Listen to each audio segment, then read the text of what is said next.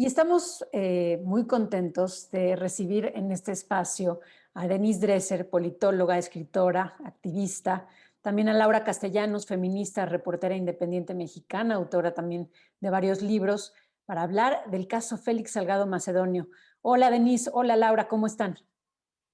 Hola, buenos días. Un gran placer estar con ustedes y con mi admiradísima Laura Castellanos. Laura, ¿nos escuchas? Creo que Creo que estamos, tenemos... creo que estamos teniendo un tema con la conexión de Laura, que ha estado teniendo problemas técnicos desde hace un rato, pero ahorita se va a unir con nosotros a la plática.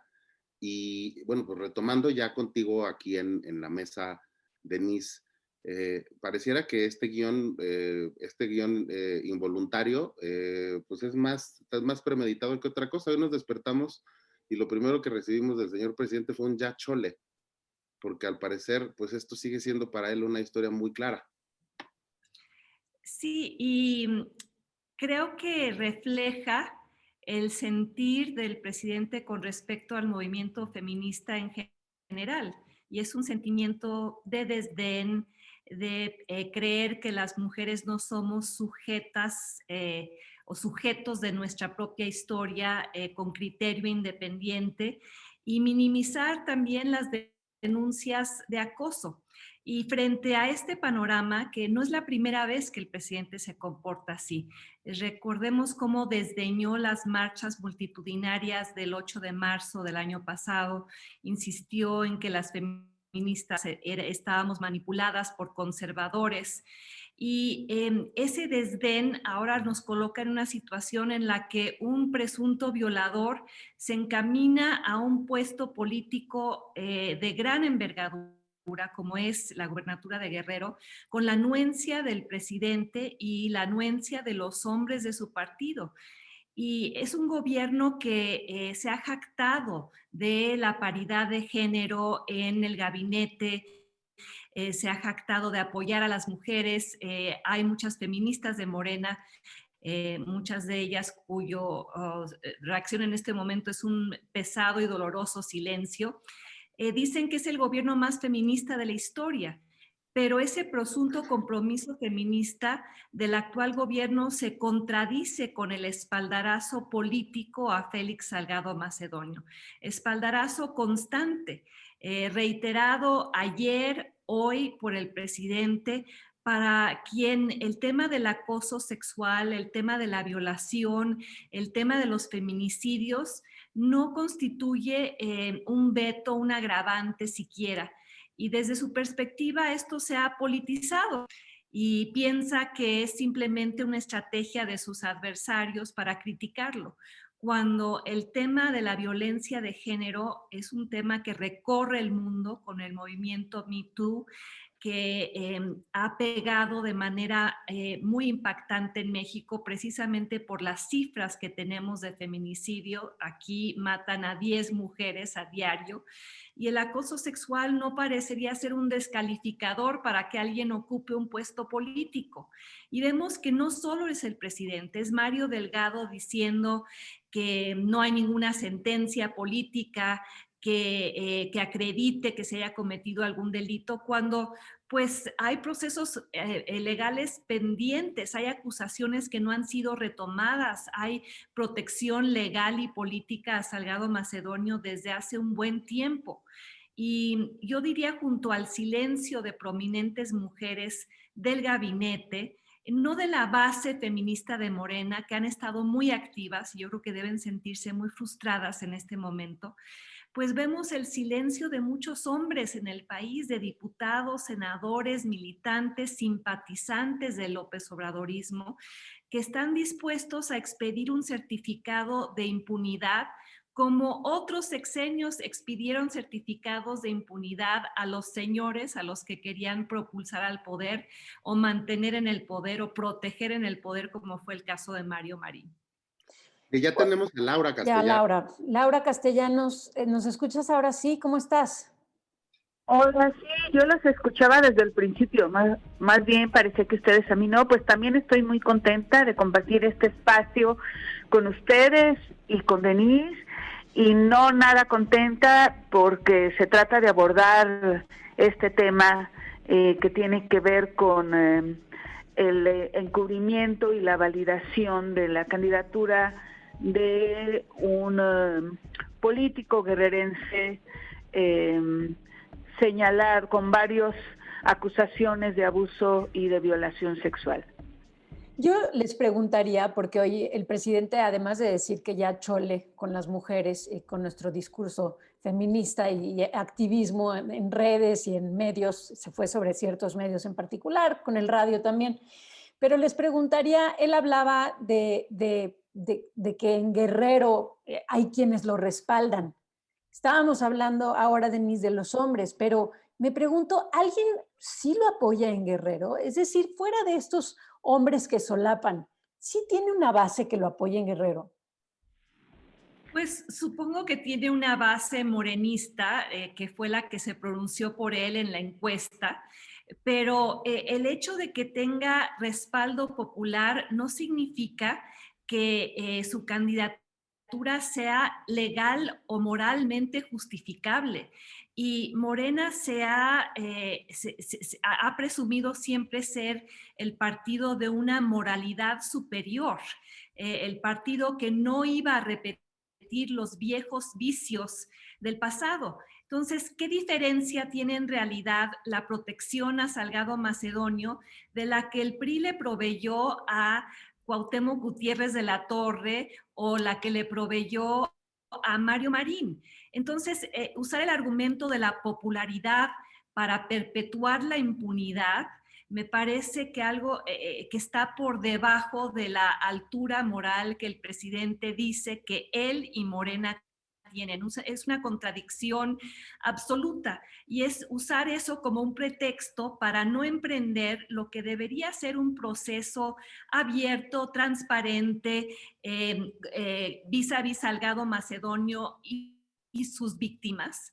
Y después de que eso se resuelva, que sea candidato o que busquen otro candidato, pero que Morena piense que el tema de la violencia de género y el acoso es menor, me parece que los coloca en la misma catadura moral, o sea, muy pequeña, de aquellos partidos que tanto criticaron en el pasado. Laura. Bueno, sí, a mí me parece que sí, Félix Salgado tiene una base social importante. Primero, tenemos que comprender que Guerrero históricamente ha sido el país que fue más desgarrado durante el siglo XX, en el periodo llamado de la Guerra Sucia, por acciones también de contrainsurgencia contra los movimientos armados, y eso hizo que surgiera una vertiente de luchadores, de un amplio movimiento de izquierda, de líderes campesinos, de activistas, que fueron también perseguidos a fines de los 80, principios de los 90, cuando nació el PRD, que costó centenares de activistas asesinados, ¿no? Estamos hablando del periodo del PRI, que gobernó durante 70 años, y entre ese mare magnum, pues hubo luchadores y hubo personajes como Félix Salgado que lograron un posicionamiento después de que del PRD hubo una escisión que dio nacimiento al partido de Morena. Y hay comunidades que históricamente han sido muy golpeadas y para las que esos líderes, esos personajes que en algún momento sirvieron como gestores o que dieron la cara, algunos de manera genuina, por exigencias de justicia, pues y sobre todo en un estado donde la impunidad judicial es el pan de cada día, pues lograron una presencia. Y en ese sentido, Félix Salgado y por supuesto la manera en que partidos incluido el de Morena, han actuado con un paternalismo, regalando o dando programas sociales sin buscar que haya una verdadera transformación radical de las estructuras de violencia, en este caso de género, pues entonces sí hay un acompañamiento también con fines, más bien con orígenes corporativos político-electorales que tienen distintos candidatos, y eso sucede con todos los partidos políticos. En este caso de Félix Salgado, yo platicaba ayer con Andrea Medina, que es una de las abogadas de Basilia Castañeda, la víctima, que la única que presentó una denuncia en la Comisión de Honor y Justicia del Partido Morena. Hay algo interesante, Basilia estaba totalmente sola y sin ningún acompañamiento psicológico ni jurídico, y entraron a darle acompañamiento en el caso de esta denuncia contra la Comisión de Honor de Morena 9 abogadas feministas, entre ellas Andrea Medina. Y lo que me comentaba Andrea con preocupación es cómo el partido ha violado sus propios estatutos para sostener la candidatura de Félix Salgado, y eso quedó muy claro cuando en su comparecencia, que duró, tengo entendido, más de 4 horas, se le dio posibilidad de que estuvieran los abogados de Félix Salgado, y que de manera hostil, dicen ellos, estuvo cuestionando a Basilia. Pero pero de manera contradictoria no se permitió la presencia de ellas durante la comparecencia de Félix Salgado, que sucedió un día después. Entonces, aquí estamos hablando de cómo el caso de Félix Salgado manifiesta el tremendo pacto patriarcal que hay en todo el aparato de Estado, no solamente en el sistema judicial, sino también en este caso en el aparato electoral de tanto del Partido Morena como del Instituto Federal y Guerrerense. Hoy, por cierto, la Colectiva Nacional Feminista va a entregar una impugnación precisamente en el Instituto Electoral Guerrerense contra Félix Salgado. Lo que preocupa es que declaraciones del presidente lo que hacen es dar una línea política de acción que posibilita la impunidad no solamente del aparato judicial, sino también una impunidad social al prejuiciar y desdeñar las denuncias de las víctimas contra Félix Salgado. Híjole, yo aquí quisiera, y voy a hacer una especie de disclaimer o de porque la pregunta podría ser muy básica, pero creo que es una pregunta que están haciendo también muchos hombres allá afuera, a partir de una petición que salió ayer, ¿no? Que decían las mujeres, ya también les toca a ustedes. A nosotros con el especial, cuando iniciamos Ileana y yo con el especial, sí sabíamos muy puntualmente que eran voces de mujeres las que queríamos y que son las voces que estábamos pidiendo. Pero en su momento era, ¿y dónde están? Y los pronunciamientos de los hombres no llegaban y no llegan. Llegan a cuentagotas, siguen llegando. Cuando llegan, la verdad es que hay que decir también son muy bien recibidos. Ayer lo platicábamos hace rato, Víctor Delgadillo, uno de nuestros conductores, le tocó publicar rápido su mensaje y la respuesta fue, claro, hay un hombre que está diciendo yo también le entro. Pero al hablar de pacto patriarcal, una de las mismas críticas hacia adentro de los grupos feministas era decir, sí, pero el pacto patriarcal es también un concepto incluso, hablando académicamente, hasta elevado en cierto sentido, ¿no? Pero aquí la pregunta sería, ya pusimos sobre la mesa que Félix Salgado viene de un antecedente que, como bien lo puso Laura en contexto, es un héroe en cierto sentido, o sea, trae un arraigo. Ver las respuestas de las mujeres defendiendo a Félix en redes sociales es aterrador, porque están acusando a las otras mujeres de ser unas linchadoras.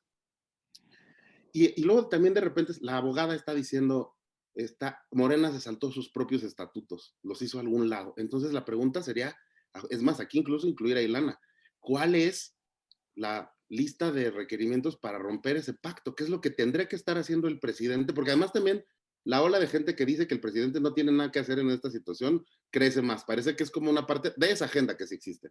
¿Qué se tendría que hacer para romper ese pacto patriarcal que pues no deja de ser el salvoconducto que permite que esto pase? A ver, creo que para romper el pacto patriarcal se necesitan muchos hombres también, Mm, hombres que se sumen. Ayer, por ejemplo, el hashtag en Twitter, presidente rompa el pacto, que hicimos cartulinas y nos tomamos la foto, muchísimas mujeres. Creo que debemos apelar no solo al presidente, ujú. sino a los hombres que nos están escuchando, porque son parte del problema. Y tan son parte del problema que somos un país en el cual el feminicidio, lo dicen las Naciones Unidas, es otra forma de pandemia, donde las mujeres son desechables, donde la autoridad, el aparato judicial no las protege, donde día tras día se pierden derechos a las estancias infantiles, a las guarderías, etcétera. O sea, no hay una política pública que refleje la preocupación por la situación de violencia cotidiana que atraviesan las mujeres del país. ¿Y quiénes son los cómplices de esta situación? Son los hombres, son quienes piensan que, pues, ¿cuál es el problema con ese pacto? ¿Cuál es el problema de tener políticos con arraigo, aunque sean acosadores o violadores?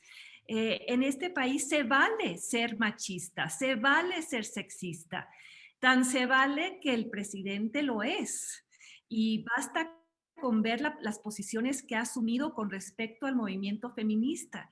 Él refleja un profundo conservadurismo social, insisto, en el que no ve a las mujeres como sujetos independientes, sino como títeres manipulables, como vándalas violentas que alguien más está empujando para que desacrediten a su gobierno.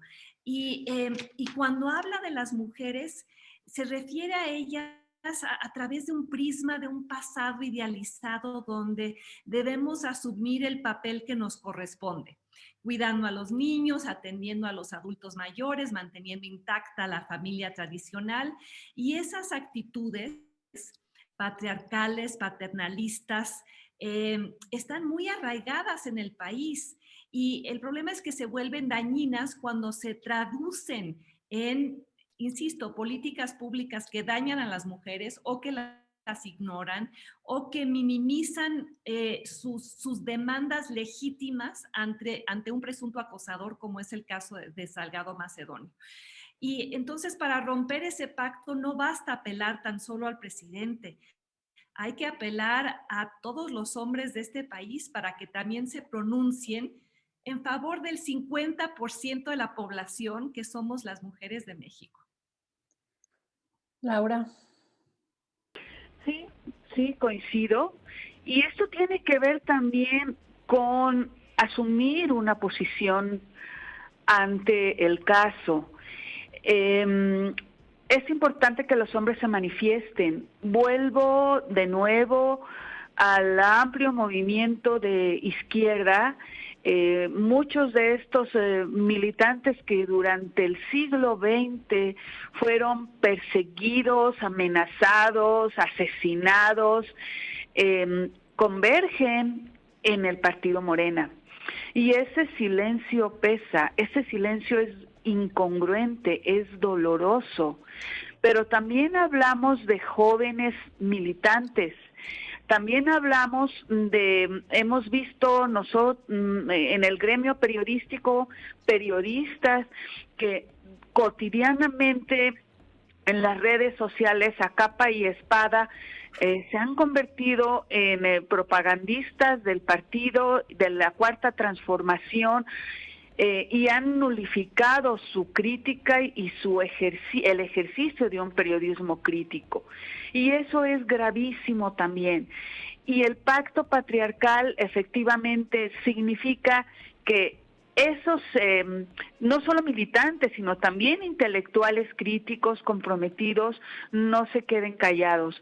Pero al mismo tiempo también hay mujeres que sostienen el pacto patriarcal.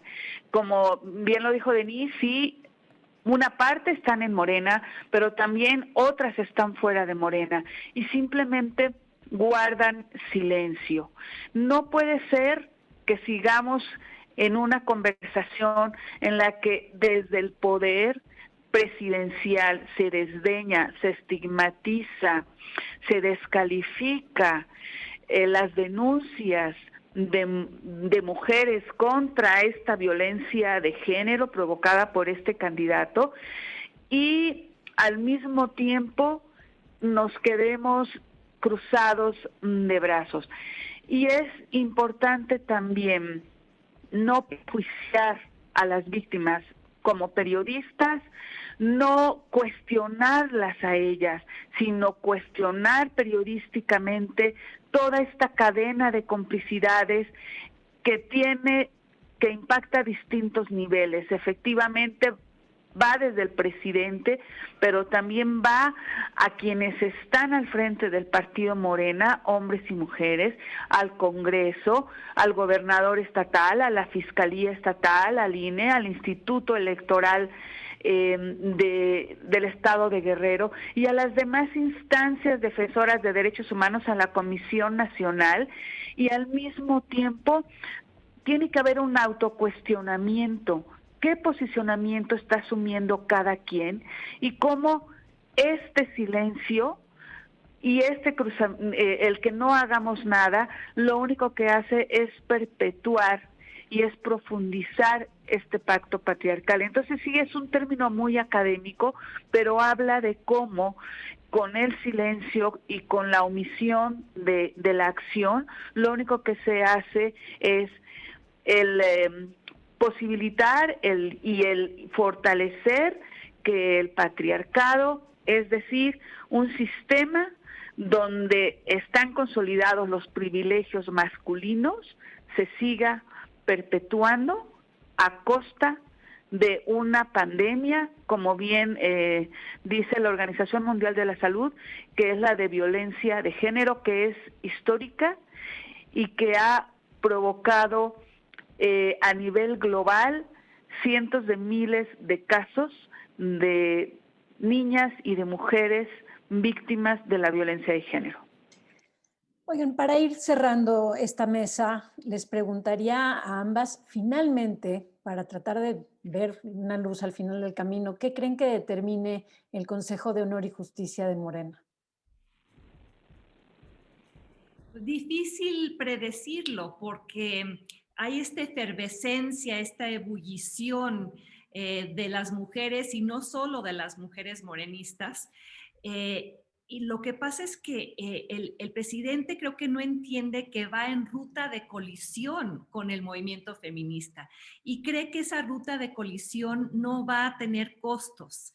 Cuando estamos hablando de mujeres que tienen la capacidad de cobrar esto en las urnas. Es para mí fascinante cómo el movimiento feminista se ha convertido en la verdadera espina en el costado del gobierno, no la oposición partidista, no el PAN, no el PRD, no Movimiento Ciudadano, sino las mujeres. Y si la Comisión de Honor y Justicia decide seguir las instrucciones del presidente, pues en primer lugar demostrará que el presidente es el que manda, que el partido no es independiente de Andrés Manuel López Obrador.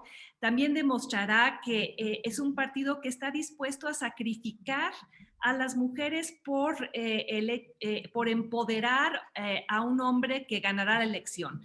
En pocas palabras, ganar la elección mata proteger los derechos de las mujeres. Ganar la elección mata empoderar a las mujeres. Ganar la elección en Guerrero mata cualquier causa feminista que se esté buscando desde abajo, que involucra a muchas de las bases del partido.